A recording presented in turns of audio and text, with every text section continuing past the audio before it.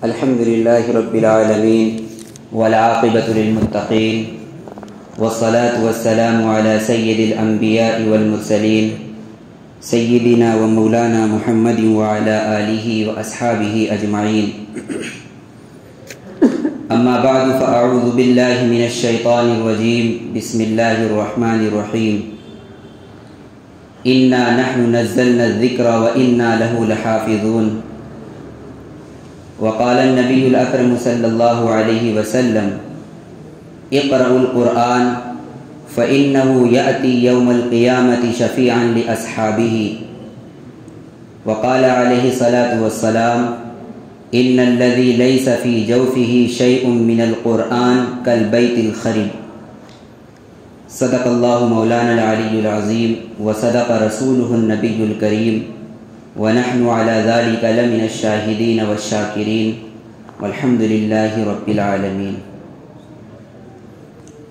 صدر محترم واجب التکریم حضرات علماء کرام حفاظ عظام، انتہائی عظمتوں کے قابل ہمارے سرداران صاحبان، علاقے کے جملہ ذمہ داران صاحبان، بزرگوں اور عزیز ساتھیوں،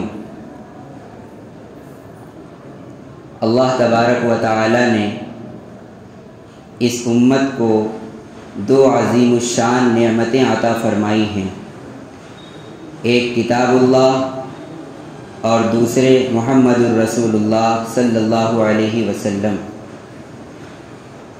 کتاب اللہ سر چشمہ ہدایت ہے، انسانیت کو گمراہیوں کی تاریکیوں سے نکال کر ہدایت کی روشنی میں لانے والی کتاب ہے. کتاب انزلناہ الیک لتخرج الناس من الظلمات الی النور. یہ کتاب اللہ عام کتابوں کی طرح کوئی کتاب نہیں ہے، بلکہ یہ ایک دستور حیات ہے، منشور حیات ہے، انسانیت کے لیے ضابطۂ حیات ہے. بلکہ سچی بات تو یہ ہے کہ پوری انسانیت کے لیے آب حیات ہے. کتاب اللہ اور رسول اللہ صلی اللہ علیہ وسلم دونوں کل قیامت کے دن اللہ رب العالمین کے دربار میں شفاعت فرمائیں گے، اور دونوں کی سفارش کی وجہ سے جہنمیوں کو جہنم سے رہائی ملے گی، نجات ملے گی اور جنت میں داخلہ نصیب ہوگا. لیکن یہاں یہ بات بھی سمجھ لینی چاہیے اور ذہن نشین کر لینی چاہیے کہ کتاب اللہ اور رسول اللہ صلی اللہ علیہ وسلم کی شفاعت سے انہی لوگوں کو فائدہ پہنچے گا، وہی لوگ ان دونوں کی شفاعت کے مستحق بنیں گے جنہوں نے دنیا میں ان دونوں کے حقوق کو ادا کیا ہوگا، ان دونوں کے حقوق کو پہچانا ہوگا، اور آخرت میں وہ ان دونوں کے سامنے جا کر سرخرو ثابت ہوں گے. رسول اللہ صلی اللہ علیہ وسلم کے ہم پر کیا حقوق ہیں؟ بارہا آپ نے حضرات علماء سے اس کے بارے میں سن رکھا ہوگا. آج کی اس مختصر سی نشست میں ان کا تذکرہ نہیں کروں گا، البتہ قرآن کریم کے حقوق سے متعلق چند باتیں مختصر طور پر محفل اور عنوان اور مجمع کی نزاکت کو محسوس کرتے ہوئے ذکر کرنے کی کوشش کروں گا. بخاری شریف کتاب التفسیر کے اندر ایک لمبی حدیث ہے جس میں میدان محشر کا ایک نقشہ کھینچا گیا ہے کہ جب حشر کا میدان قائم ہوگا تو اس وقت انسانیت کی کیا حالت ہوگی، لوگوں کے اوپر کیا احوال گزر رہے ہوں گے، لوگ ایک دوسرے کی طرف دوڑے دوڑے بھاگ رہے ہوں گے، ہر شخص بے تابی اور بے قراری کے عالم میں ہوگا. اس لمبی حدیث کے اخیر کے اندر جا کر حدیث کا یہ ٹکڑا موجود ہے کہ بالآخر لوگ نبی پاک صلی اللہ علیہ وسلم کے پاس تشریف لائیں گے اور آپ سے شفاعت کی درخواست کریں گے.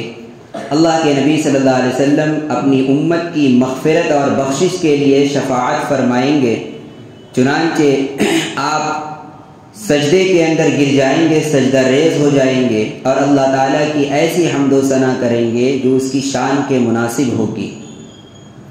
अल्लाह ताला की तरफ से अपने महबूब से कहा जाएगा, या मोहम्मद इरफा रासक सल तोता कुल तुस्मा इशफा तुशफ़ा।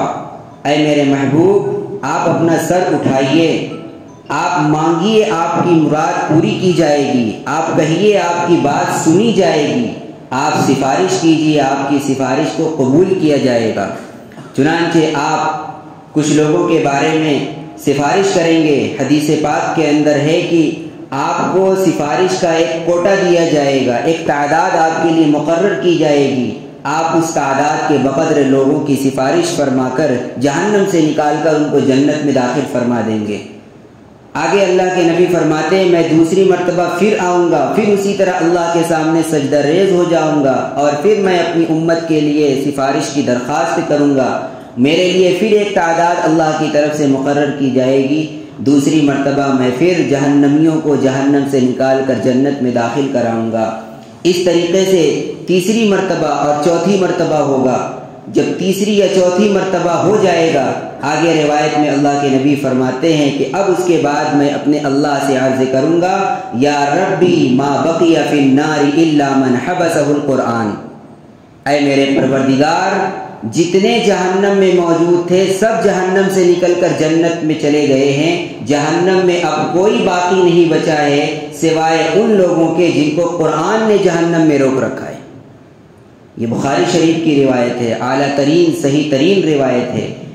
इस हदीस पाक को समाअत करने से और इस हदीस पाक को पढ़ने से हमें ये बात मालूम होती है कि कल क़यामत के दिन कुछ ऐसे लोग भी जहन्नम में मौजूद होंगे कि जिनको कुरान ने जहन्नम में रोक रखा होगा। कुरान उनको जहन्नम से बाहर नहीं निकलने देगा। कुरान ने उनके खिलाफ अल्लाह की दरबार में मुकदमा दायर कर रखा होगा और उस मुकदमा दायर करने की वजह से रसूलुल्लाह सल्लल्लाहु अलैहि वसल्लम भी ऐसे लोगों की शफाअत से दस्तबरदार हो जाएंगे, माजरत कर देंगे कि कुरान ने इनको जहन्नम में रोक रखा है, मैं इनकी सिफारिश करके इनको जहन्नम से बाहर नहीं निकाल सकता। हम में से बहुत सारे लोग ऐसे हैं जो सिर्फ इश्क़ रसूल का दावा करते रहते हैं और अपनी ज़िंदगी का सारा सरमाया इश्क़ रसूल को समझते हैं और उनका ये ख्याल है कि बस मोहब्बत का दावा कर दिया जाए, इश्क की दास्तानें पढ़ दी जाएं और सुना दी जाएं, इसी से रिहाई नसीब हो जाएगी।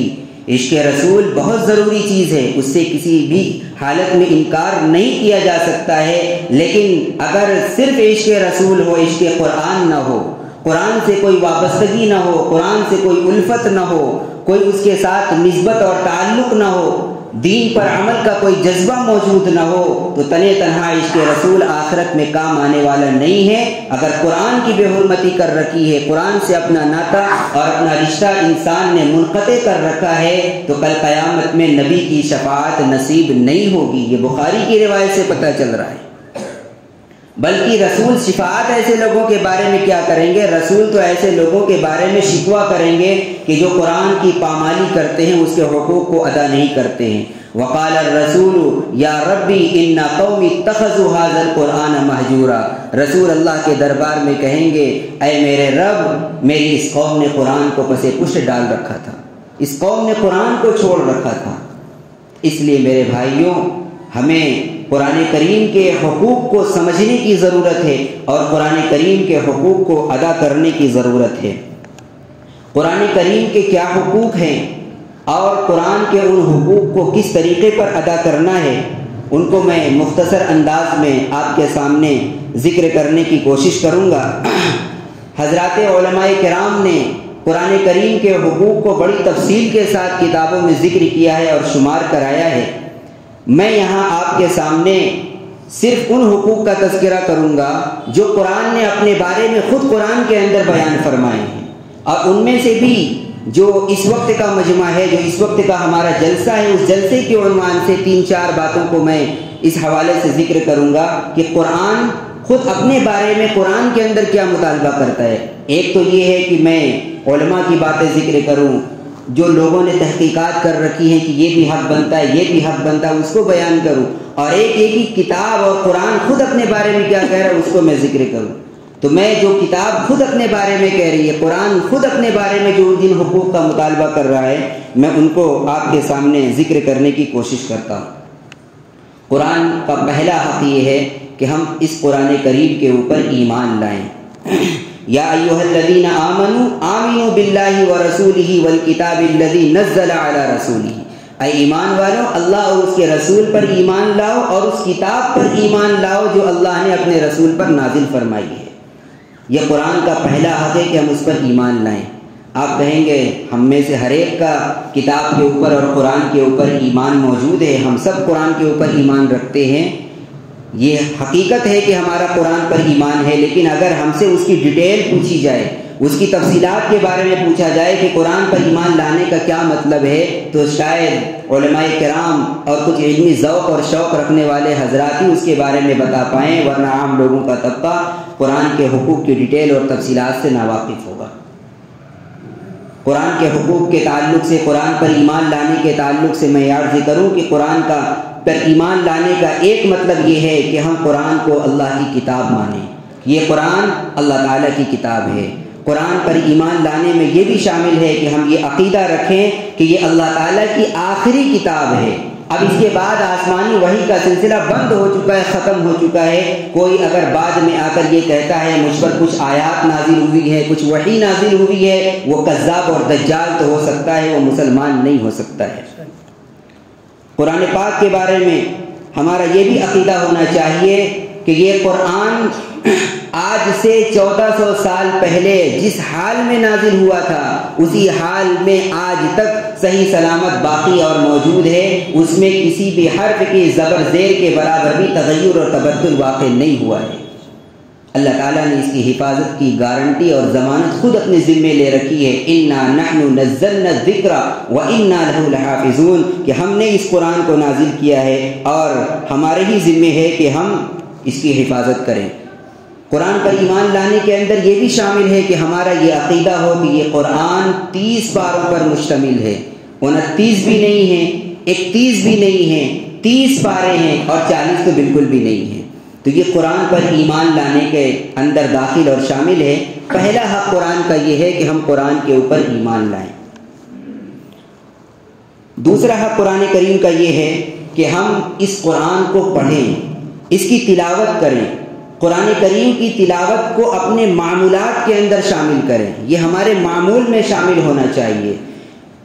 فَقْرَؤُوا مَا تَيَسَّرَ مِنَ الْقُرْآنِ، اللہ تعالیٰ قرآن میں فرماتا ہے، قرآن اپنے بارے میں مطالبہ کر رہا ہے، فَقْرَؤُوا مَا تَيَسَّرَ مِنَ الْقُرْآنِ، جتنا آسانی سے پڑھ سکتے ہو پڑھتے رہا کرو، پڑھو نہیں، جتنا پڑھ سکتے ہو پڑھتے رہا کرو۔ اس آیت کا ایک خاص بیک گراؤنڈ ہے، ایک خاص پس منظر ہے، حضرات علماء اس سے واقف ہیں کہ یہ آیت کب نازل ہوئی تھی۔ اللہ کے نبی صلی اللہ علیہ وسلم رات میں تہجد کے اندر قرآن پاک کی تلاوت کیا کرتے تھے اور آدھی رات اور 1/3 رات تک قرآن کریم کو پڑھا کرتے تھے، لیکن یہ چیز انسانی مزاج اور تمام لوگوں کے لیے اس پر عمل پیرا ہونا مشکل تھا، دشوار تھا، اس لیے کہ کچھ لوگ کمزور ہوں گے، وہ رات بھر عبادت نہیں کر سکتے ہیں، کھڑا ہونا ان کے لیے مشکل ہے، کچھ لوگ اللہ کے راستے کے اندر ہوں گے، کچھ لوگ کسب معاش کے لیے سفر کر رہے ہوں گے، تو اب دن میں انسان تھکا مادہ ہوا ہو، پھر رات میں وہ کھڑا ہو کر کیسے قرآن پڑھ سکتا ہے اور نفل نمازوں میں اس کی تلاوت کر سکتا ہے؟ اللہ نے فرمایا علیم ان لن تحصوا، محبوب ہمیں معلوم ہے کہ آپ جو اہتمام کر رہے ہیں یہ ہو نہیں سکتا ہے، نبھنے والی چیز نہیں ہے، زیادہ دنوں تک یہ معمول چل نہیں سکتا ہے، لہذا اب اللہ نے تخفیف کر دی، ریلیکس دے دیا، فَقْرَؤُوا مَا تَيَسَّرَ مِنَ الْقُرْآنِ، جتنا آسانی کے ساتھ پڑھ سکتے ہو پڑھتے رہا کرو۔ اس ارشاد کا مطلب کیا ہوا؟ یعنی قرآن کریم ہمارے یومیہ معمولات میں داخل ہونا چاہیے، روٹین ورک کے اندر شامل ہونا چاہیے۔ 24 گھنٹے کے اندر ہم 8-10 کام ایسے ہوتے ہیں جو روزانہ کی بنیاد پر کرنا ہی کرنا ہوتا ہے، روز ہم ان کاموں کو کرتے ہیں، ان میں سے ایک قرآن پاک کی تلاوت بھی ہونی چاہیے۔ ایک حدیث پاک ترمذی شریف کے اندر ہے، اس میں اللہ کے نبی صلی اللہ علیہ وسلم فرماتے ہیں ان الذی لیس فی جوفہ شیء من القرآن کالبیت الخریب، جس مسلمان کا سینہ قرآن پاک سے خالی ہو، جو مسلمان یومیہ کی بنیاد پر قرآن پاک کی تلاوت کا اہتمام نہ کرتا ہو، وہ دل ایسا ہے جیسے ویران گھر ہو۔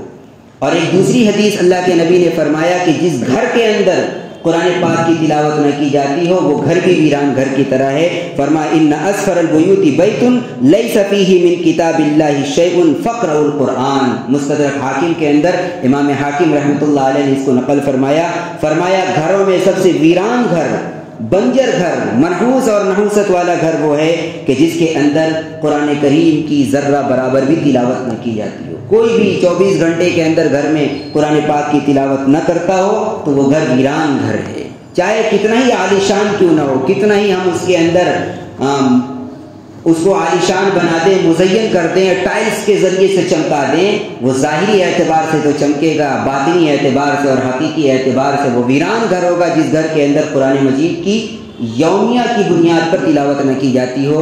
آگے اللہ کے نبی زور دے کر کہہ رہے ہیں فقرؤوا القرآن، اے میری امت کے لوگوں قرآن پڑھا کرو.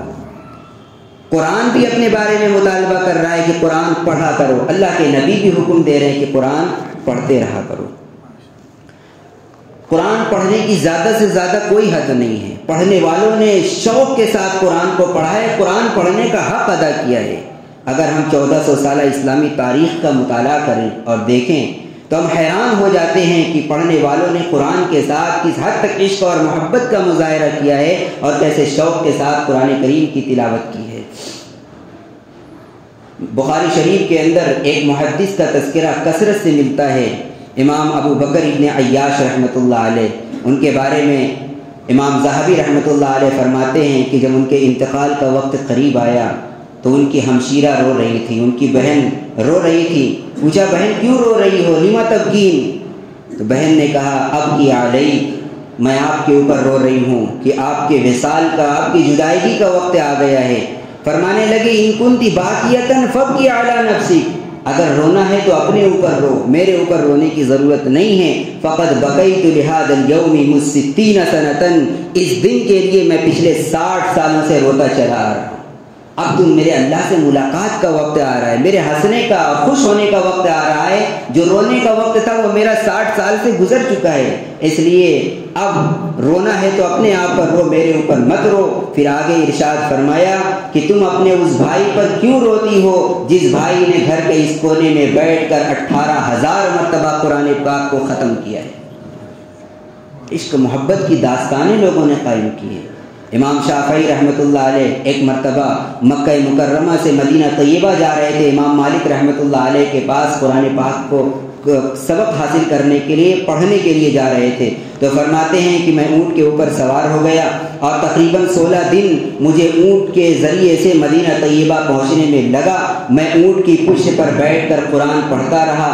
16 دن سفر میں لگے. جب میں 16ویں دن مدینہ طیبہ میں اترا تو 16 دن میں میں نے 16 مرتبہ قرآن پاک ختم کر لیا تھا. آج ہم ٹرینوں میں سفر کرتے ہیں اور ہوائی جہازوں میں سفر کرتے ہیں، 10 آیتیں بھی پڑھنے کی ہمیں توفیق نہیں ہوتی ہے. یہ وہ عاشق قرآن تھے کہ جنہوں نے سفر کرتے ہوئے بھی اونٹ کی پشتوں پر بیٹھ کر بھی قرآن مجید کی تلاوت کا اہتمام کیا ہے. امام اعظم ابو حنیفہ رحمۃ اللہ علیہ کے بارے میں میساری ابن کدام رحمۃ اللہ علیہ فرماتے ہیں دخلت المسجد فرأیت رجلا یصلی، میں مسجد میں گیا تو میں نے ایک شخص کو دیکھا وہ نماز پڑھ رہا ہے. فاستحلیت قراءتہ، مجھے اس کا قرآن پڑھنا اچھا لگا، مجھے اس کی قراءت پسند آ گئی. فاستمعت لقراءتہ، میں اس کا پڑھنا سننے لگا، اس کا قرآن سننے لگا. حتی قرأ ثلث القرآن، یہاں تک کہ اس نے 1/3 قرآن پڑھ لیا، یعنی 10 پارے قرآن پاک کے پڑھ لیے. کہتے ہیں مجھے خیال تھا کہ وہ 10 پارے پڑھنے کے بعد اب رکوع کر دیں گے. فلم یرکع، رکوع نہیں کیا اور پڑھنا شروع کر دیا.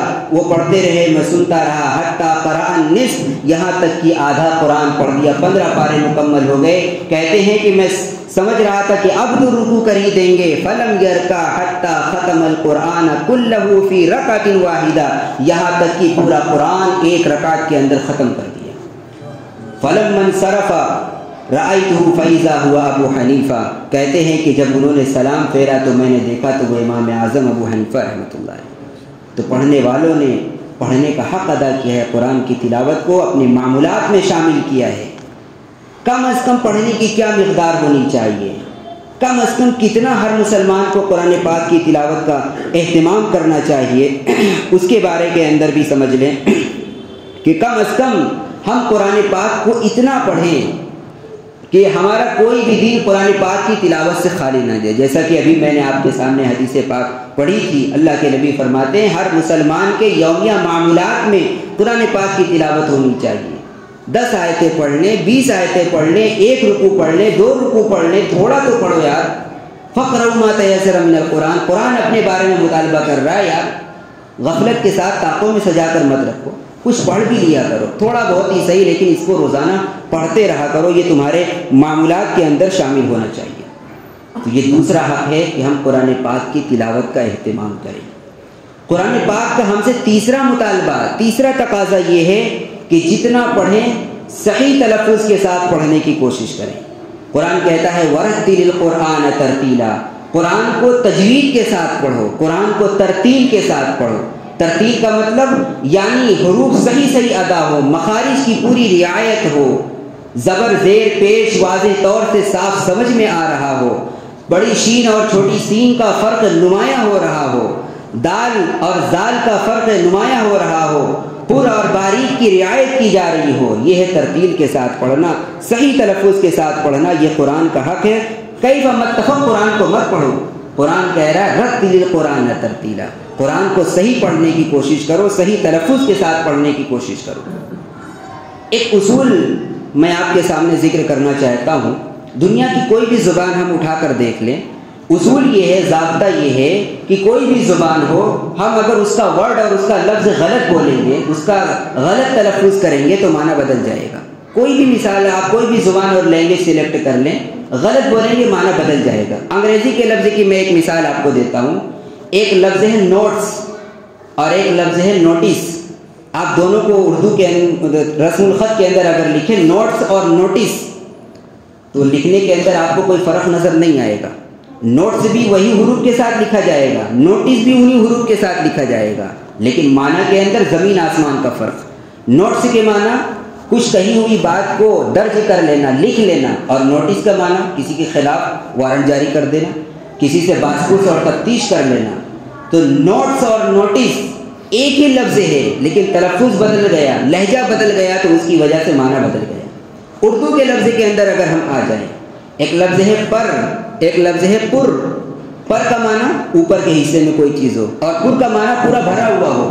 یہ مسجد کا اندرونی حصہ پر ہے, اور ہم سب مسجد کے اوپر ہیں. پر اور پر لکھنے کے اندر کوئی فرق نہیں ہے, لیکن زبر اور زیر کا فرق ہو گیا, پیش کا فرق ہو گیا, اس کی وجہ سے معنی زمین آسمان کا فرق واقع ہو جاتا ہے. تو جب دنیا کی زبانوں کے اندر, دوسری زبانوں کے اندر ذرا سا تلفظ کا, لہجے کا انداز بدل جائے, فرق ہو جائے, معنی فوراً بدل جاتا ہے. قرآن پاک کے پڑھنے کے اندر ہم لفظ بدل دیں گے, تلفظ غلط ادا کریں گے, کیا معنی نہیں بدلے گا؟ فوراً معنی بدل جائے گا. قرآن پاک نے اپنے بارے میں یہ شکایت کی ہے کہ کچھ لوگ وہ ہیں جو قرآن کے الفاظ کو غلط پڑھتے ہیں, اس کا معنی بدلنے کی کوشش کرتے ہیں. اس لیے قرآن نے یہودیوں کے بارے میں کہا تھا کہ جب یہودی لوگ رائنا کہتے ہیں تو ذرا سا لفظ کا لہجہ بدل دیتے ہیں اور ایسے انداز سے پڑھتے ہیں کہ معنی بدل جاتا ہے. اس لیے ایمان والوں کو منع کر دیا گیا, یا ایھا الذین آمنوا لا تقولوا راعنا وقولوا انظرنا, لفظ ہی بدل دو, راعنا کہو ہی مت کہ کسی کو بگاڑنے کا موقع مل جائے. راعنا اگر آرام سے پڑھا جائے تو اس کا معنی ہوگا آپ ہماری رعایت کیجیے, اور ذرا سا کھینچ کر پڑھا جائے راعینا, معنی ہوگا ہمارا چرواہا. ذرا سا کھینچا ہے, راعینا ہماری رعایت کیجیے, راعینا اے ہمارے چرواہے. تو جب یہودی آتے تھے, مخالفین آتے تھے, راعینا کھینچ کر کہہ دیتے تھے اللہ کے نبی صلی اللہ علیہ وسلم کی توہین کرنے کے مقصد سے. قرآن نے لفظ ہی بدل دیا, اے صحابہ تم راعینا مت کہو, انظرنا کہو, تاکہ تلفظ کے بدلنے کی وجہ سے جو معنی بدل رہا ہے وہ معنی بھی نہ بدلنے پائے.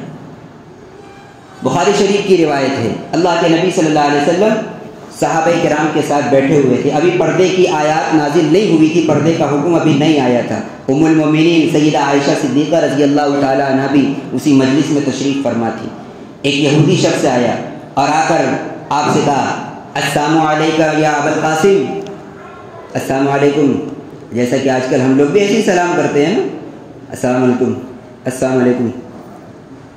صحیح تلفظ کیا ہے؟ السلام علیکم. لام کے ساتھ پڑھا جائے تو معنی ہوتا ہے تم پر سلامتی ہو, تم محفوظ رہو، تمہیں کسی قسم کی دقت اور پریشانی نہ ہو. اور السام کے معنی آتے ہیں تم مر جاؤ، تمہاری موت ہو جائے، تم تباہ ہو جاؤ. ہم آپس میں ایک دوسرے کو لا علمی کے اندر بد دعا دیتے رہتے اور خوش بھی ہوتے رہتے. السلام علیکم. یہ لوگوں نے آج کل حرف کاٹنے کا، شارٹ کٹ کرنے کا ایک مزاج بنا لیا ہے. یہودی بھی آتے تھے ایسے ہی اللہ کے نبی کو کہتے تھے السلام علیکم یا ابوالقاسم. تو چنانچہ ایک مرتبہ ایک یہودی آیا مجلس میں اور اس نے اسی طریقے سے سلام کیا آپ کو بد دعا دینے کے مقصد سے. ام المومنین عائشہ صدیقہ رضی اللہ تعالیٰ عنہ سمجھ گئی یہ کیا کہنا چاہ رہے کم وقت. انہوں نے پلٹ کر جواب دیا علیک السلام واللعنہ، بدبخت تم پر موت ہو، تمہارے اوپر لعنت برسے. تم پیغمبر کو لعنت کے اور اسی طریقے سے بد دعا کے کلمات کہہ رہے ہو، تم لعنت کے مستحق ہو، تمہاری موت آ جائے. اللہ کے نبی نے فرمایا اتنا ناراض ہونے کی کیا ضرورت تھی، اتنا سخت جملہ کہنے کی کیا ضرورت تھی. میں نے بھی تو پلٹ کر کہہ دیا تھا علیک، جو تم مجھے کہہ رہے ہو بد دعا تمہارے اوپر لوٹ جائے. تو بہرحال مجھے یہ سمجھانا ہے کہ ذرا سا لفظ بدلا فوراً معنی بدل گیا. اس لیے قرآن نے منع کیا ہے، قرآن نے شکایت کی ہے کہ لوگوں اس طریقے کے تلفظ نہ کرو کہ جس کی وجہ سے معنی بدل جاتے ہیں. صحیح کرنے کی کوشش کرو. عربی زبان کا ایک لفظ ہے قلب بڑا قاف سے، اور ایک لفظ ہے قلب چھوٹا قاف سے. قلب کے معنی آتا ہے دل جو انسان کے اندر موجود ہے، اور چھوٹا قاف سے پڑھا جائے قلب معنی ہو جاتا ہے کتا. اللہ اگر کسی جگہ بڑا قاف سے کہہ رہے ہو قلب اور ہم اس کو چھوٹے قاف سے پڑھے قلب، بتلائیے زمین آسمان کا فرق ہو گیا، معنی بدل گیا. تو دنیا کی کسی زبان کے اندر اگر غلط بولا جائے معنی بدل جاتا ہے. قرآن کے اندر اگر ہم غلط پڑھیں گے، غلط بولیں گے، تلفظ بدلے گا تو معنی بدلے ہی گا بدلے گا. بعض جگہ ایسا بھی ہوگا آدمی ایمان سے بھی ہاتھ دھو بیٹھے گا، کلمہ کفر ادا ہو جائے گا. اس لیے میرے بھائیوں قرآن کا تیسرا مطالبہ یہ ہے، تیسرا حق یہ ہے، تیسرا تقاضا ہم سے اور آپ سے یہ ہے کہ ہم جتنا بھی پڑھ رہے ہیں اس کو صحیح تلفظ کے ساتھ، صحیح ادائیگی کے ساتھ پڑھنے کی اس کو کوشش کریں. اور اگلی بات میں اس کے ساتھ جوڑتا ہوں، ہم دنیا کی کوئی بھی زبان بولتے ہیں تو اس کو سیکھتے ہیں، اس کے واقفین سے اس کے بارے میں معلومات حاصل کرتے ہیں. انگریزی ہو تو اگر ہم نے پورا ابتدائی درجات سے نہ پڑھ رکھی ہو، بعد میں اس کی ضرورت ہو تو کوچنگ کے لیے اس کے لیے جاتے ہیں. کوئی ماسٹر صاحب گھر کے اندر لگا لیتے ہیں، ان سے عربی کے الفاظ کی ادائیگی، اس کا تلفظ کیا ہونا چاہیے، اس کے بارے میں باقاعدہ سیکھتے ہیں. کوئی بھی زبان ہو اس کو پڑھنے کے لیے اس کے ماہرین سے اس کے بارے میں ہم واقفیت حاصل کرتے ہیں، سیکھتے ہیں. قرآن کو بغیر سیکھے ہی ہم پڑھنا شروع کر دیتے ہیں. اس لیے قرآن کو بھی ہمیں سیکھنے کی ضرورت ہے. اگر ہم صحیح نہیں پڑھ رہے ہیں شرم کرنے کی کوئی ضرورت نہیں ہے. کسی اچھے ماہر قرآن پڑھنے والے قاری صاحب سے رابطہ کریں اور اپنے قرآن کو صحیح کرنے کی اور درست کرنے کی کوشش کریں. تو قرآن صحیح پڑھنا ہے، صحیح تلفظ کے ساتھ پڑھنا ہے اور سیکھ کر پڑھنا، یہ قرآن کا ہم سے مطالبہ ہے. چاہے حافظ ہوں چاہے غیر حافظ ہوں، سب کے بارے میں یہ حکم یکساں ہے. حافظ اگر قرآن پڑھ رہا ہے تو اس کے لیے بھی یہ ذمہ داری ہے، اس پر بھی قرآن کا یہ مطالبہ اور یہ حق ہے کہ الفاظ صحیح ادا ہونے چاہیے، تلفظ صحیح ہونا چاہیے. غیر حافظ اگر پڑھ رہا ہے اس سے بھی یہی مطالبہ ہے، صحیح تلفظ کے ساتھ صحیح ادائیگی کے ساتھ قرآن پڑھنا چاہیے. ہم تراویح کے اندر قرآن پاک کو پڑھتے ہیں تو بسا اوقات حفاظ کرام اتنی روانی کے ساتھ آگے بڑھنے لگ جاتے ہیں کہ لفظ بدل جاتا ہے، معنی اس کا بگڑ جاتا ہے، زبر زیر کا فرق ہو جاتا ہے. سننے والے کو تو شاید پتہ نہیں چلتا ہے، لیکن جو پیچھے سننے والے حافظ قرآن ہوتے ہیں وہ پکڑ لیتے، تاڑ لیتے ہیں کہ یہاں حافظ صاحب نے زبر کے بجائے زیر پڑھ دیا تھا، یہاں لفظ کی ادائیگی میں بڑی شین کی جگہ ان سے چھوٹی سین ادا ہو گیا.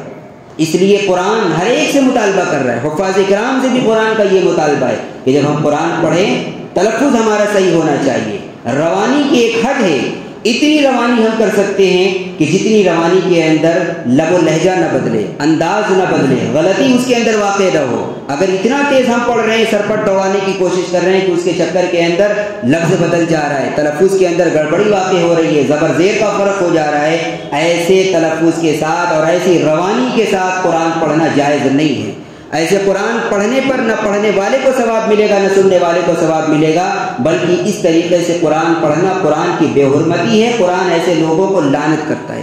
اللہ کے نبی حدیث میں فرماتے ہیں کہ بہت سارے قرآن پڑھنے والے وہ ہیں جو قرآن پڑھتے ہیں والقرآن یلعنہ، اور قرآن ان کو لعنت کرتا رہتا ہے.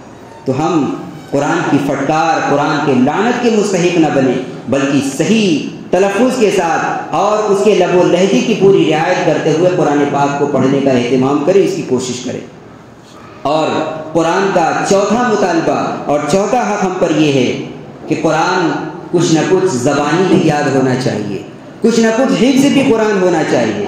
قرآن نے اپنے بارے کے اندر کہا ہے بل ہوا آیات بینات فی صدور الذین اوتوا العلم، یہ واضح آیات ہیں، کھلی ہوئی نشانیاں ہیں تمہارے رب کی طرف سے جو ان لوگوں کے سینے میں ہوتی ہے جن کو علم عطا کیا گیا۔ آیات کہاں ہوتی ہیں؟ فی صدور الذین آمنوا اوتوا العلم، سینے کے اندر۔ قرآن کی جگہ کہاں پر ہے؟ سینے کے اندر ہے۔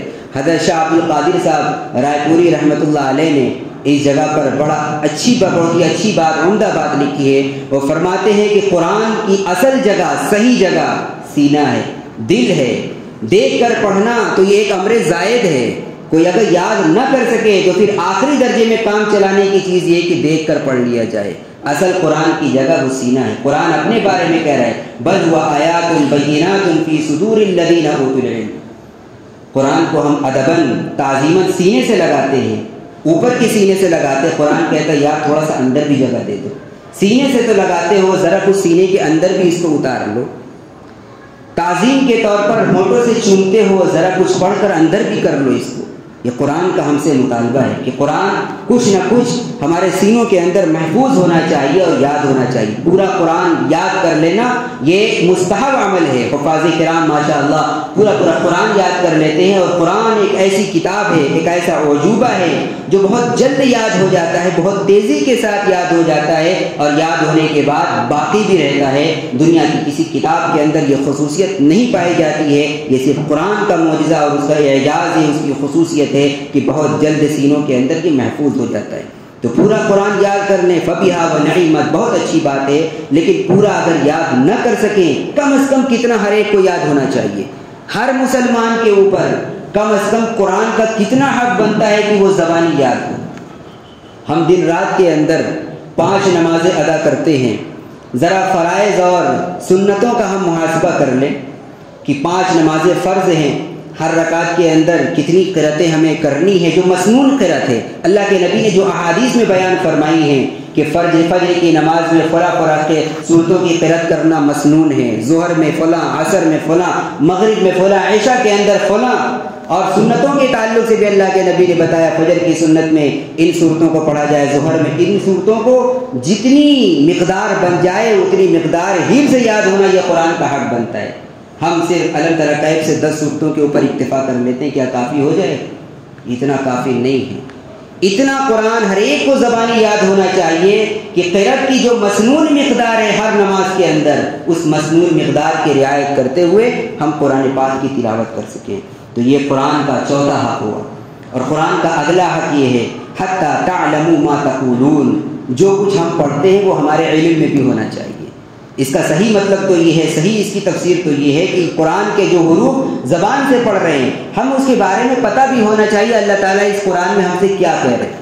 لیکن اگر میں آیت کے ظاہر پر جاؤں، تفسیر کے اوپر نہ جاؤں، صرف آیت کا ظاہری ترجمے کے اوپر اکتفا کروں، تو قرآن کسی آیت کے ذکر میں ہم سے یہ بھی مطالبہ کر رہا ہے کہ قرآن جو پڑھ رہے وہ سمجھ میں بھی آنا چاہیے۔ تم تراویح میں جو پڑھ رہے ہو سننے والے کو پتہ بھی چلنا چاہیے حافظ صاحب کیا پڑھ رہے ہیں۔ حتی تعلموا ما تقولون، اس آیت کے ضمن میں یہ بھی تو شامل ہے۔ جہاں آیت کا معنی سمجھنا اس کے مفہوم میں شامل ہے، وہ یہ بھی شامل ہے کہ جو پڑھا جا رہا ہے وہ سمجھ میں بھی آ رہا ہو، وہ لوگوں کو پتہ بھی چل رہا ہو کہ حافظ صاحب کیا پڑھ رہے ہیں، کیا سنا رہے ہیں۔ اگر اتنی تیزی کے ساتھ پڑھا جا رہا ہے کہ کچھ سمجھ میں نہیں آ رہا ہے، صرف ایک بنبناہٹ کی آواز آ رہی ہے، یعلمون تعلمون ہی صرف سمجھ میں آ رہا ہے، تو یہ قرآن کی حق تلفی ہے۔ اور جو قرآن کی حق تلفی کرے گا، میں نے شروع میں حدیث بیان کی تھی کہ قرآن ان کے خلاف کل قیامت میں مقدمہ دائر کر دے گا، اور اللہ کے نبی بھی ایسے لوگوں کی شفاعت سے دستبردار ہو جائیں گے۔ تو یہ 4-5 حق ہیں جو میں نے اس موقع کی نزاکت کو دیکھتے ہوئے اس محفل کی مناسبت سے آپ حضرات کے سامنے ذکر کیے ہیں۔ ان حقوق کی رعایت کرتے ہوئے ہمیں قرآن کریم کی تلاوت کا اہتمام کرنا ہے۔ آگے آنے والا جو رمضان کا مہینہ ہے وہ قرآن کا مہینہ ہے، تلاوت کا ہم سب ماشاءاللہ کچھ نہ کچھ اہتمام کرتے ہی ہیں۔ 11 مہینوں میں جو لوگ طاقوں میں سجا کر رکھتے ہیں وہ بھی اس مہینے کے اندر کچھ نہ کچھ قرآن کھول کر ذرا گرد و غبار صاف کر لیتے ہیں، کچھ ورق گردانی کی توفیق ہو ہی جاتی ہے۔ تو جب ہم پڑھنے کے لیے اس ماہ کے اندر بیٹھیں تو ہمیں یہ پتہ ہونا چاہیے کہ قرآن کے کیا حقوق ہیں، ان کو سامنے رکھتے ہوئے قرآن پاک کی تلاوت کا اہتمام ہو۔ حفاظ بھی اس کا اہتمام کریں، غیر حفاظ بھی اس کا اہتمام کریں، نمازوں کے اندر بھی اسی طریقے سے قرآن کی ادائیگی کا ہم اہتمام کریں، نماز سے باہر بھی اسی طریقے سے قرآن کی تلاوت کا اہتمام ہونا چاہیے۔ اگلی بات میں تراویح کے تعلق سے ذکر کر دوں، جو باتیں قرآن کی ہیں وہی باتیں تراویح کے تعلق سے آ جائیں گی۔ یہ تراویح کی نماز اللہ تعالیٰ کی طرف سے کیوں عنایت کی گئی ہے؟ اسی قرآن کے لیے، قرآن سننے اور سنانے ہی کے لیے یہ تراویح کی نماز ادا کی گئی ہے۔ علماء کرام نے باقاعدہ کتابوں کے اندر، فقہ کی کتابوں میں لکھا ہوا ہے کہ تراویح کی نماز شرعت لأجل استماع القرآن، تراویح کی نماز مشروعی ہوئی ہے قرآن سننے سنانے کے لیے۔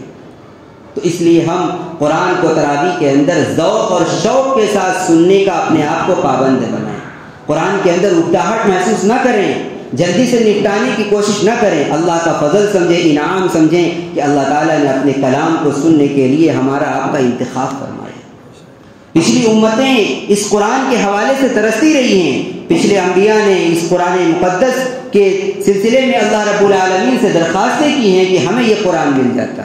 اللہ تعالیٰ کی دیگر مخلوقات ایسی ہیں جو قرآن پڑھ نہیں سکتی ہیں اپنی زبانوں سے، وہ صرف سن سکتے ہیں۔ فرشتے اللہ تعالیٰ کی ایسی مخلوق ہیں جو صرف قرآن کو سن سکتے ہیں، وہ اپنی زبان سے قرآن کو پڑھ نہیں سکتے ہیں۔ فرشتوں میں سے صرف جبریل علیہ السلام کو اللہ تعالیٰ نے یہ اعزاز عطا فرمایا تھا کہ وہ قرآن پاک کو پڑھ سکتے تھے، اس لیے کہ وہ اللہ کا کلام انبیاء کے پاس لے کر آتے تھے اور پڑھ کر انبیاء کو سنایا کرتے تھے۔ یہ صرف ان کی خصوصیت ہی، ان کا انتخاب تھا، بقیہ فرشتے قرآن کو پڑھ نہیں سکتے ہیں، صرف سن سکتے ہیں۔ اسی لیے حدیث میں ہے کہ جب کسی مجلس میں قرآن پڑھا جاتا ہے، فرشتوں کی جماعت وہاں پر آ کر اکٹھا ہو جاتی ہے قرآن سننے کے لیے۔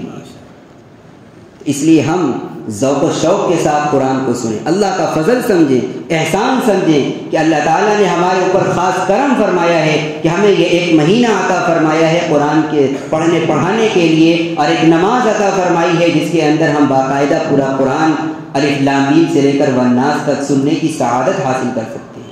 اس میں اکتاہٹ محسوس نہ کریں، گھبراہٹ محسوس نہ کریں، جلد بازی میں اس کو ختم کرنے کی کوشش نہ کریں، بلکہ اس کے پورے حقوق کی رعایت ہونی چاہیے۔ عام طور سے جو ہم نے مزاج بنا رکھا ہے کہ جلدی سے 4-5 دن میں قرآن پڑھ کر ختم کر دیا جائے، میرے بھائیوں بزرگوں، بہت ہی معذرت کے ساتھ میں کہنا چاہتا ہوں، اس ماحول کو ہم ختم کریں، اس ماحول کو ختم کرنے کی ضرورت ہے۔ اس 4-5 دن کے ختم کے چکر میں قرآن کی بہت بے حرمتی ہوتی ہے، الا ماشاءاللہ کوئی ایسا ہوگا جو قرآن کے حقوق کی رعایت کر پاتا ہو۔ نہ پڑھنے والا رعایت کر پاتا ہے، نہ سننے والے رعایت کر پاتے ہیں۔ پڑھنے والا تیز رفتاری کے چکر میں ایسا پڑھتا ہے کہ قرآن کی بے ادبی ہوتی ہے، بے حرمتی ہوتی ہے۔ سننے والے بھی جب زیادہ ہوتا ہے تو اس کی وجہ سے وہ اکتاہٹ کا شکار ہوتے ہیں۔ ہم دیکھتے ہیں کہ تراویح کی نماز ہو رہی ہے، پہلی رکعت کے اندر صرف لوگ کھڑے ہوئے ہیں، بقیہ کی پیچھے کی رکعتیں بیٹھی ہوئی نظر آتی ہیں۔ پچھلی صفوں میں لوگ جتنے موجود ہوتے ہیں وہ سب بیٹھ کر پہلی رکعت پڑھنے کا ایک مزاج بنا ہوا ہے۔ اس مزاج کی ایک وجہ یہ بھی ہے کہ 12 منٹ 15 منٹ 20 منٹ کی جب ایک رکعت ہوگی تو گھٹنے میں تکلیف ہونے لگتی ہے، کھڑے ہونے میں انسان کو تھکاوٹ کا احساس ہونے لگتا ہے، تو سوچتا ہے کب تک ہم کھڑے ہوتے رہیں گے، چلو بیٹھ کر پڑھ لیا جائے۔ میرے بھائیو بزرگوں، یہ بیٹھنے کی نوبت کیوں آ رہی ہے؟ اسی زیادہ قرآن پڑھنے کے چکر میں اور جلدی سے ختم کرنے کے چکر میں۔ اگر ہم آہستہ آہستہ قرآن کو پڑھیں، ایک ایک پارہ روزانہ تراویح کے اندر قرآن پاک کی تلاوت کا اہتمام ہو، تو جلدی جلدی رکعتیں ہوں گی، کسی کو بھی تھکاوٹ اور اکتاہٹ کا احساس نہیں ہوگا۔ ہم حرم شریف کا نظارہ دیکھ لیں، قرآن پڑھا جاتا ہے، لوگ جھوم رہے ہوتے ہیں، لوگوں کی آنکھوں سے آنسو لڑیوں کی طریقے سے بہہ رہے ہوتے ہیں، لوگ قرآن سن کر محظوظ ہو رہے ہوتے ہیں، جھوم رہے ہوتے ہیں، اور ہم ہیں کہ قرآن سن کر ہمارے اندر اکتاہٹ محسوس ہو رہی ہوتی ہے، ہم نیند کے اندر شرابور ہو رہے ہوتے ہیں، ہمارے اوپر نیند کا ماحول طاری ہو رہا ہوتا ہے۔ وجہ کیا ہے؟ کہ آج ہمارے دلوں کے اندر قرآن کی وہ عظمت نہیں ہے، قرآن کے ساتھ وہ عشق نہیں ہے۔ حضرت عثمان غنی رضی اللہ تعالی عنہ ایک رکعت میں پورا قرآن مجید ختم کر لیا کرتے تھے۔ کسی نے کہا کہ آپ ایک رکعت میں پورا قرآن ختم کر لیتے، ہم سے یہ کیوں نہیں ہو پاتا؟ فرمانے لگے، لو طہرت قلوبکم لما شبعت من کلام اللہ، اگر تمہارے دل صاف ستھرے پاک صاف شفاف ہوتے، اللہ کے کلام کو سننے سے کبھی نہ اکتاہٹ محسوس کرتے۔ حقیقت یہ ہے کہ جو اکتاہٹ محسوس ہو رہی ہے اس کی وجہ یہ ہے کہ آج ہمارا دل مریض ہے، آج ہم دل کے اعتبار سے بیمار ہیں، اس لیے قرآن پاک کو سنتے ہوئے ہمیں اکتاہٹ محسوس ہونے لگتی ہے۔ میں یہ عرض کر رہا تھا کہ اس اکتاہٹ کی ایک وجہ زیادتی قرأت بھی ہے، زیادہ پڑھنا بھی ہے۔ نہ پڑھنے والا رعایت کر پاتا ہے، نہ سننے والے رعایت کر پاتے ہیں۔ اور موقع کی مناسبت سے میں ایک مسئلے کی وضاحت بھی یہاں پر کر دوں۔ جو لوگ پہلی رکعت میں بیٹھ کر تراویح پڑھتے ہیں، ہمارے علماء نے، ہمارے فقہا نے کتابوں کے اندر مسئلہ لکھا ہے، یکرہ للقوم ان یقعدوا فی التراویح فاذا اراد الامام ان یرکع یقوم۔ فتاوی ہندیہ، فتاوی عالمگیریہ کے اندر یہ عبارت موجود ہے، یہ مسئلہ موجود ہے۔ فقہا ہمارے لکھتے ہیں کہ تراویح کی پہلی رکعت میں لوگ بیٹھ کر قرآن سنتے رہیں اور جب امام رکوع میں جانے لگے تو اللہ اکبر کہہ کر نماز میں شامل ہو جائے، یہ مکروہ عمل، کراہت والا عمل ہے۔ اور میں آپ کو یہ بھی بتا دوں کہ کوئی عمل اگر کراہت کے ساتھ ادا کیا جائے اجر اور ثواب میں کمی ہو جاتی ہے، گراوٹ آ جاتی ہے۔ کوئی کام اگر پورا ادا کیا جائے تو مزدوری پوری ملتی ہے، اور ناقص کیا جائے تو مزدوری کم ہو جاتی ہے۔ میں اپنے بنکروں کے تعلق سے ایک مثال دینے کی کوشش کرتا ہوں۔ ہمارے یہاں مزدور لوگ، کاریگر لوگ ساڑی بنتے ہیں، تیار کرتے ہیں، تو گرستہ کیا کہتا ہے؟ فریش ساڑی کی مزدوری 200 روپے، اور اگر کچھ رفو کر دے، کچھ اس کے اندر دھبا لگا دے، کچھ بچھا بن کر اس کے اندر لے کر آ جائے تو مزدوری کاٹ لی جاتی ہے، اجرت کم کر دی جاتی ہے۔ کیوں؟ اس لیے کہ تم نے جیسا مطالبہ تھا ویسا تیار نہیں کیا، ویسا مال تیار کر کے نہیں لے آئے ہیں، تم نے اس کے اندر کمی واقع کر دی، اس لیے کٹوتی ہو گئی۔ یہی چیز سمجھنی چاہیے کراہت کے تعلق سے۔ اگر ہم نماز میں کراہت کا ارتکاب کرتے ہوئے، مکروہ کا ارتکاب کرتے ہوئے کوئی عمل کرتے ہیں، اجر اور ثواب میں کٹوتی ہو جاتی ہے۔ تو ہمیں ثواب پورا لینا چاہیے یا ادھورا لینا چاہیے، یہ ہم خود فیصلہ کر لیں اپنے بارے میں۔ تو ایک عمل پڑھنے والے کے تعلق سے کہ یہ مکروہ عمل ہے۔ اسی طریقے سے قرآن پاک کو اتنی تیز رفتاری کے ساتھ پڑھنا کہ حروف صاف سمجھ میں نہ آئے، یہ بھی جائز اور درست نہیں ہے۔ ہمارے علماء نے، ہمارے مشائخ نے، ہمارے فقہا نے کتابوں کے اندر لکھا ہے، اور بہت ساری کتابوں کا جائزہ اور مطالعہ کرنے کے بعد جو چیز سمجھ میں اس حقیق کو آئی ہے وہ یہ ہے کہ شریعت کا مزاج یہ ہے تراویح کے تعلق سے کہ جہاں تراویح میں پورے رمضان میں صرف ایک مرتبہ قرآن کا ختم ہوتا ہو، اس کے بعد پھر سورہ تراویح چلنے لگتی ہو، تو وہاں پر لوگوں کے لیے افضل یہ ہے، بہتر یہ ہے کہ آخری عشرے کے اندر جا کر قرآن کو ختم کیا جائے۔ اگر ہمیں 2 قرآن ختم کرنا ہو، 3 قرآن ختم کرنا ہو، تب تو ہم پہلے ختم کر سکتے ہیں، لیکن جیسا عام ہمارے ماحول میں پورے بنارس میں چلتا ہے کہ ایک مرتبہ ہی تراویح کے اندر قرآن ختم ہوتا ہے، تو پھر کتنے دنوں میں قرآن ختم کرنا افضل ہے، بہتر طریقہ ہے۔ جائز ناجائز کی میں بات نہیں کر رہا ہوں، حرام حلال کی بات نہیں کر رہا ہوں، بہتر کیا ہے، مستحب کیا ہے۔ ہم ایک عبادت ادا کر رہے ہیں تو عبادت میں ہمیں اولا اور افضل کے اوپر عمل کرنا چاہیے۔ ہمارے فقہا نے لکھا ہے، فتاوی عالمگیری میں، فتاوی تاتار خانیہ کے اندر، فتاوی شامی وغیرہ کے اندر یہ عبارات موجود ہیں، اقوال موجود ہیں کہ اگر پوری تراویح میں ایک مرتبہ قرآن مجید کا ختم کرنا ہو تو آخری عشرے میں لے جا کر ختم کرنا چاہیے۔ اور آخری عشرے میں بھی لکھا ہے کہ سب سے بہتر یہ ہے کہ 27ویں شب میں قرآن مجید کو ختم کیا جائے، تاکہ جو قرآن شب قدر میں نازل ہونا شروع ہوا ہے اس کا اختتام بھی شب قدر کے اندر ہو جائے۔ اگر آخری عشرے کی 27 میں نہیں کر سکتے ہیں تو پھر کوئی بھی طاق رات ہم کر لیں، اس لیے کہ آخری عشرے کی کسی بھی طاق رات میں شب قدر کا احتمال موجود ہے۔ 25 میں کر لیں، 23 میں کر لیں، 21 میں کر لیں، 20 سے کم کے اندر قرآن مجید کا تراویح میں ختم کرنا ہمارے اکابرین نے، ہمارے فقہا نے لکھا ہے مکروہ عمل کم سے کم ضرور ہے۔ تو اس لیے ہمیں اولا پر عمل کرنا چاہیے، افضل پر عمل کرنا چاہیے۔ کوشش یہ ہو کہ پورے آرام کے ساتھ، سکون کے ساتھ، قرآن کے حقوق کی رعایت کرتے ہوئے ہم قرآن کو پڑھیں، 1 پارہ 1.5 پارہ کا معمول بنائیں، تاکہ آخری عشرے کے اندر جا کر ہمارا یہ قرآن والی تراویح ہماری ختم ہو۔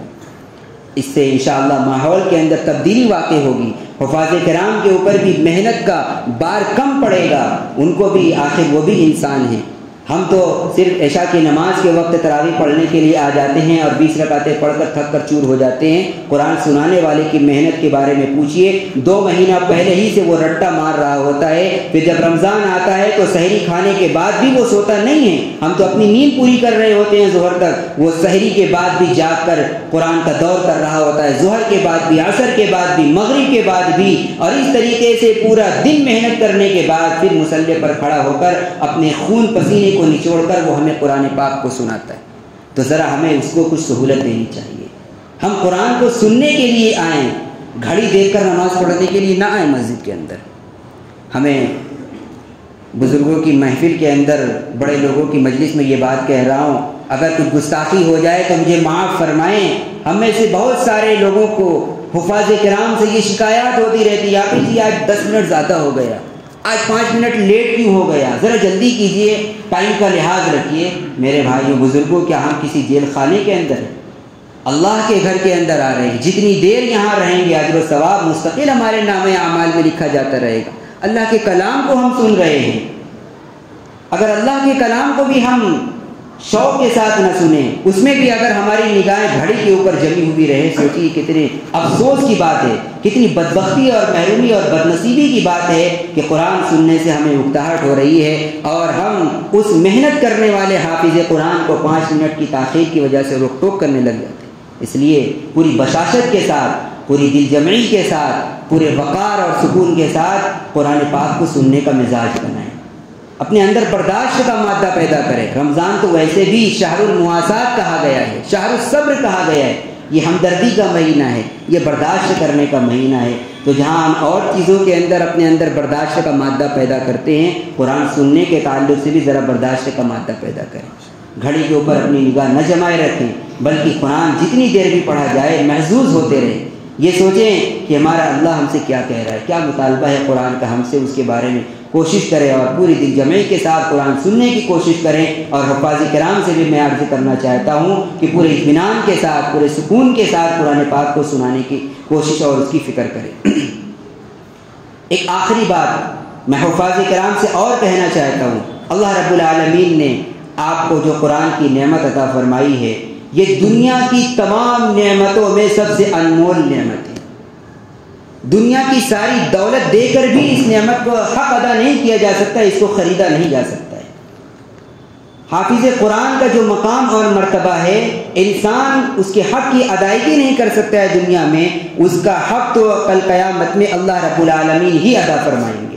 کیسے ادا فرمائیں گے؟ حدیث پاک میں ہے کہ حافظ قرآن جب میدان محشر میں اللہ کے دربار میں پہنچے گا تو اس سے کہا جائے گا کہ قرآن پڑھتا جا اور جنت کے درجوں پر چڑھتا جا. اقرأ ورتقی ورتل، قرآن پڑھتے جاؤ، جنت کے درجات پر چڑھتے جاؤ. اور اگلی بات بھی ورتل کما کنت ترتل فی الدنیا. ایسا نہیں ہے کہ دنیا میں سپر فاسٹ کی اسپیڈ سے پڑھتے ہو وہاں جا کر آرام سے پڑھنے لگ جائیں. کہا جائے گا دنیا میں جس طرح ٹھہر ٹھہر کر پڑھتے تھے ویسے ہی ٹھہر ٹھہر کر پڑھنا. اب ہم سوچیں، اندازہ لگائیں کہ اگر ہم دنیا میں تیز پڑھ رہے ہوں گے، کل قیامت کے دن ہم ٹھہر ٹھہر کر کیسے پڑھ سکتے ہیں؟ تو حدیث پاک بھی بتاتی ہے کہ قرآن ٹھہر ٹھہر کر پڑھا جائے. بہرحال حفاظ کا یہ مقام اور یہ مرتبہ ہے. اللہ رب العالمین ان کی شان کے مطابق ان کو اجر عطا فرمائیں گے. الف لام میم سے والناس تک پڑھتا جا اور جنت کے آخری مقام تک پہنچ جا. یہ حفاظ کرام کا مقام اور مرتبہ ہے. لیکن میرے بھائیوں، جتنا اونچا مقام اور مرتبہ ہوتا ہے، ذمہ داریاں بھی اتنی ہی اونچی ہوتی ہیں. حفاظ کرام کو یہ مقام اور مرتبہ مل رہا ہے تو شریعت کی طرف سے ان سے کچھ مطالبے بھی ہیں، کچھ قربانیوں کا بھی مطالبہ ہے. کوئی بھی نعمت بغیر قربانی کے انسان کو حاصل نہیں ہوتی ہے. کچھ پانے کے لیے کچھ کھونا پڑتا ہے، کچھ قربان کرنا پڑتا ہے. تو حفاظ کرام کو جو بیش بہا اجر و ثواب کا اللہ تعالیٰ کی طرف سے وعدہ کیا جا رہا ہے، کیا یہ مفت میں مل جائے؟ نہیں، اس کے لیے بھی قربانی دینی پڑے گی. اور قربانی کیا ہے کہ حفاظ کرام اپنا حلیہ، اپنی وضاقتہ، اپنا لباس، اپنی شناخت ایسی بنائیں جیسے اللہ کے پیغمبر کی تھی. یہ مصلی جس پر حافظ کھڑا ہو کر تراویح کے اندر قرآن سناتا ہے، یہ مصلی کوئی عام جگہ نہیں ہے، یہ ممبر رسول ہے، یہ مصلی رسول ہے. یہاں جو کھڑا ہوتا ہے وہ رسول کا نائب بن کر کھڑا ہوتا ہے. تو جو آدمی رسول کی نیابت کا فریضہ انجام دے رہا ہے، اس کو چاہیے کہ اس کی شکل ویسی ہو جیسے ہمارے نبی کی شکل و صورت تھی، اس کی وضاقتہ ویسی ہی ہو جیسے ہمارے نبی کی وضاقتہ تھی، اس کو ہمارے نبی کی ایک ایک سنتوں سے، ایک ایک اداؤں سے عشق ہو، محبت ہو. ہمارے نبی نے اپنی داڑھی کو، اپنے چہرے کو داڑھیوں کے ذریعے سے سجایا تھا، مزین اور آراستہ کیا تھا. ایک حافظ قرآن کا چہرہ بھی داڑھی سے مزین اور آراستہ ہونا چاہیے. مجھے بڑا افسوس ہوتا ہے، خون کے آنسو آتے ہیں ان حفاظ کرام کو دیکھ کر جو اپنے مقام اور مرتبے کی قدر نہیں پہچانتے. میں سب کو نہیں کہہ رہا ہوں، لیکن اللہ معاف فرمائے، بعض حفاظ کرام ایسے بھی ہیں کہ رمضان آنے سے پہلے ذرا کچھ داڑھی بڑھا لی، جیسے ہی تراویح ختم ہوئی فوراً داڑھی صاف کرنا شروع کر دیتے۔ میرے بھائیوں بزرگوں، یہ ہم اپنی ناقدری خود اپنے ہاتھوں کر رہے ہیں۔ قرآن کی بھی ناقدری ہے، اپنے حق کی بھی ناقدری ہے۔ اسی لیے آج معاشرے کے اندر، ہمارے ماحول کے اندر حفاظ کرام کو جو مقام اور جیسی شان ملنی چاہیے تھی ویسی نہیں مل پا رہی ہے۔ وجہ کیا ہے؟ ہم رکاوٹ بن رہے ہیں۔ ہم نے اپنی قدر خود نہیں پہچانی تو دوسرے لوگ کہاں سے ہماری قدردانی کرنے والے بنیں گے؟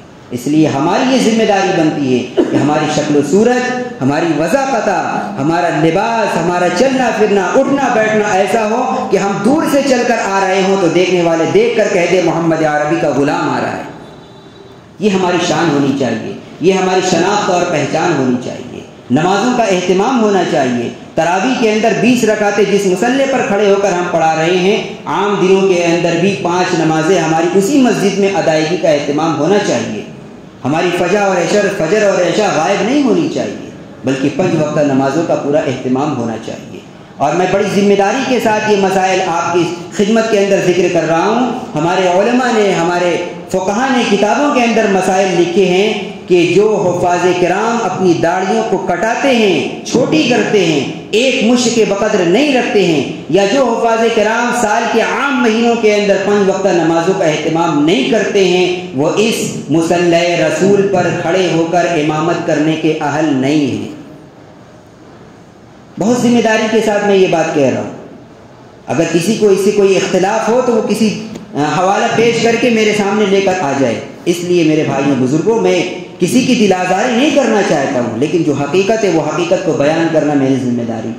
اس حقیقت کو ہم سمجھیں، اپنے مقام کو پہچاننے کی کوشش کریں اور اس کے مطابق اپنی زندگی کو بنانے اور سنوارنے کی کوشش اور فکر کریں۔ بہرحال وقت بہت لمبا ہوتا جا رہا ہے، طویل ہوتا جا رہا ہے۔ میں اپنی بات کو سمیٹتے ہوئے آخر میں پھر گزارش کروں گا کہ یہ قرآن کا جو آنے والا مہینہ ہے، رمضان المبارک کا مہینہ، اس میں قرآن ہم سے جن حقوق کا مطالبہ کر رہا ہے، چاہے وہ عام لوگ ہوں، چاہے حفاظ کرام ہوں، چاہے نماز میں قرآن پڑھا جائے، غیر نماز میں پڑھا جائے، ان حقوق کی رعایت کرنا یہ ہم سب کے ذمہ لازم اور ضروری ہے۔ اگر ہم اس کے اندر ڈنڈی مارتے ہیں، کمی کوتاہی کرتے ہیں، جیسا ادا ہونا چاہیے ویسا قرآن کا حق ادا نہیں کرتے ہیں، تو کل قرآن اللہ کے دربار میں مقدمہ دائر کرے گا اور اللہ کے پیغمبر بھی شفاعت سے دستبردار ہو جائیں گے۔ اللہ سبحانہ و تعالی ہم سب کو قرآن پاک کے ان حقوق کو پہچاننے، اس پر عمل پیرا ہونے کی توفیق مرحمت فرمائے۔ وآخر دعوانا الحمدللہ رب العالمین۔